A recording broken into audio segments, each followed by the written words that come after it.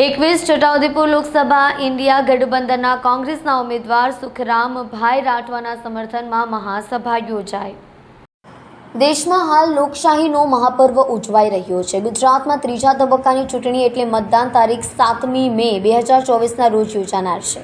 ગુજરાતમાં યોજાનારી 25 બેઠકો માટેની ચૂંટણીના વિવિધ પક્ષના ઉમેદવારો પોતપોતાની રીતે મતદારોને આકર્ષવા માટેના કાર્યક્રમો કરી રહ્યા છે। જે અંતર્ગત આજ રોજ 21 છોટાઉદેપુર લોકસભા ઇન્ડિયા ગઠબંધન તરફથી કોંગ્રેસ પક્ષના ઉમેદવાર સુખરામભાઈ રાઠવાના સમર્થનમાં પાવી જેતપુર સ્વામિનારાયણ મંદિર હોલ ખાતે એક મહાસભા યોજાઈ હતી।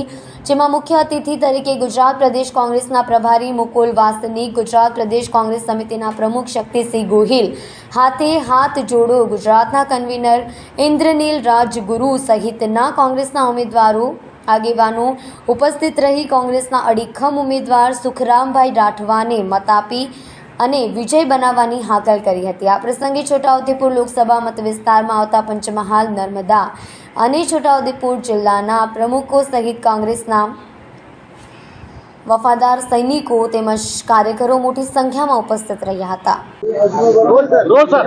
वो दिल थी આજે પાવી જેતપુરમાં છોટાઉદેપુર પાર્લામેન્ટ સીટના અમારા ઉમેદવાર ભાઈ સુખરામભાઈ રાઠવાની જનસભામાં મળેલા સાથ, સહયોગ અને સમર્થન માટે કોંગ્રેસ પક્ષ વતી હૃદયપૂર્વક આભાર માનું છું।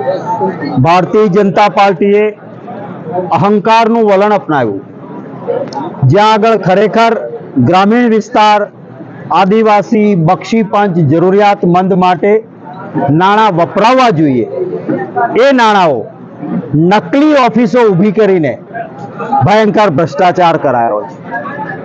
એક સરકારના જ આઈએએસ અધિકારીએ એનું હૃદય દ્રવી ઉઠ્યું અને કાગળ લખીને આપ્યો કે આદિવાસી વિસ્તારના બાળકોના ભવિષ્ય સાથે ચેડા છે, શાળામાં શિક્ષક નથી, શાળાની સુવિધા નથી અને બાળક ચોથા ધોરણમાં હોય એને પહેલા ધોરણ જેટલું પણ આવડતું નથી।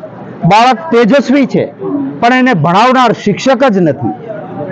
આ જે વિસ્તારોની અવગણના ભારતીય જનતા પાર્ટીએ કરી છે એના સામે લોકોનો આક્રોશ છે। નોકરીઓ નથી, મોંઘવારી આસમાને છે,